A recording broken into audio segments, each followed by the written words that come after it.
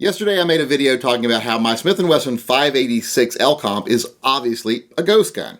I was able to go through the security at Comic-Con yesterday with this on my hip in a 3 o'clock position outside waistband, and even after being wanded and patted down, they failed to detect it. So it's obviously a mysterious, undetectable ghost gun. Now, a lot of my younger viewers said, that's not what a ghost gun is. A ghost gun is a gun that doesn't have serial numbers. It's like these 80% lowers that people can build and, make a gun that doesn't have any serial numbers and therefore it can't be traced. Well, that is one of the more current definitions of a ghost gun.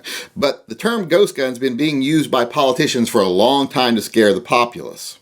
Now, before I go into the other uses of the term, I want to say this newest term that they're using, this newest definition for ghost gun, doesn't make any sense to me. They're saying that, if you go out and buy an 80% lower and then put a lot of time and effort into, finishing it up and doing the manufacturing you need to do to it, and then getting it ready, you can have a gun that doesn't have a serial number. Well, these 80% lowers usually cost more than cheap aluminum lowers, so why wouldn't you just go out and buy a cheap aluminum lower for less money and then just spend 30 seconds filing the information off? You'd have the exact same thing. So I don't see any added danger to 80% lowers. In fact, I think they seem safer because it's easier to buy that, the cheap $50 lower and just sand the information off of it. Then it's just as untraceable.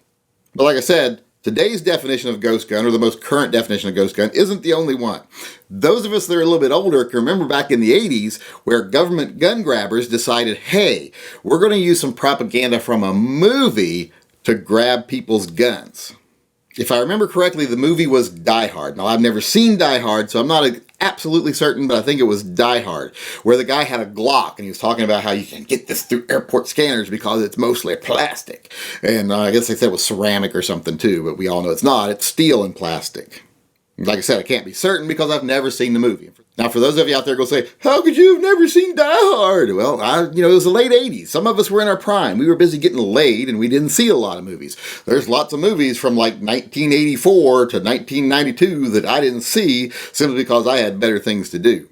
But as I was saying, because of this movie, the government said, there's these new plastic guns that can get through metal detectors and can get through scanners. We can't pick them up on x-ray machines or anything because they're all invisible. They're ghost guns. I remember, the Secretary of State, the Attorney General. I remember all the people from the Brady campaign in the 80s getting on TV and campaigning against these invisible ghost guns because they were all going to get us. All the bad guys were going to get these invisible ghost guns and they were going to mow us down in the streets or get us on airplanes or in the airports, etc. Concerts, wherever there's metal detectors, they'd get right through and they would get you.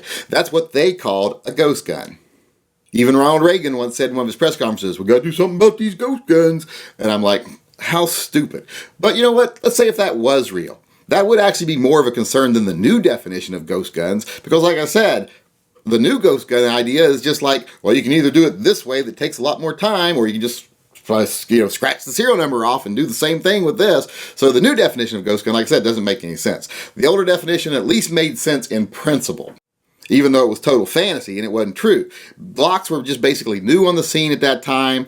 People weren't really familiar with polymer guns, so they were believing anything these duplicitous, lying, asshole politicians were telling them about them, and they were believing that these guns could get through metal detectors and scanners without being seen, that these were like ghostly guns.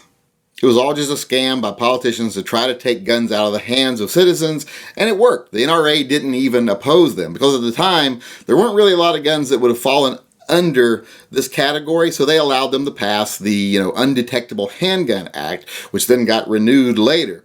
Without any opposition from the NRA whatsoever, because like I said, there were no guns that fell into that category really.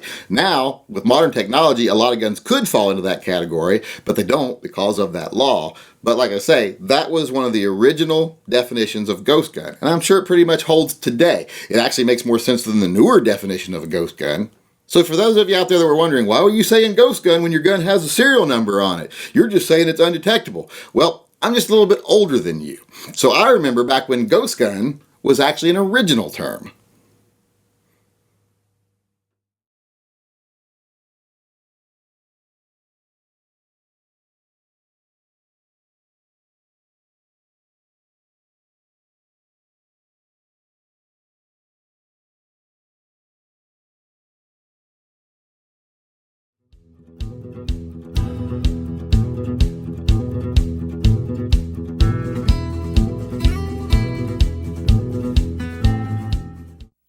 even my real dad.